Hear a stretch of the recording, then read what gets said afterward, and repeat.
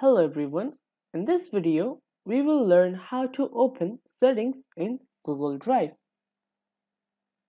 So the settings in Google Drive is where you can customize your Google Drive.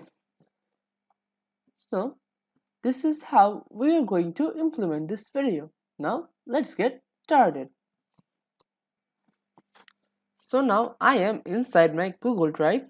To go to settings, I will have to click on the settings icon, left click on the settings icon, then click on settings.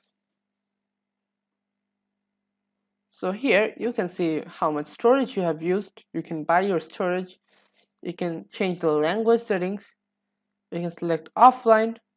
Then in notifications, you can select the notification. You can turn them on. You can turn them off.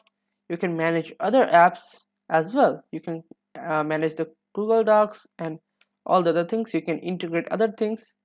Then you can use the density, use comfortable, cozy, and then you can use suggestions, you can use the offline, and all the other things you can access from settings. And once you are done customizing, you can just click on done. So this is how you can access the settings in Google Drive. So now let's have a look at the summary. So in this video we have learned how to open settings in Google Drive. Thank you for watching.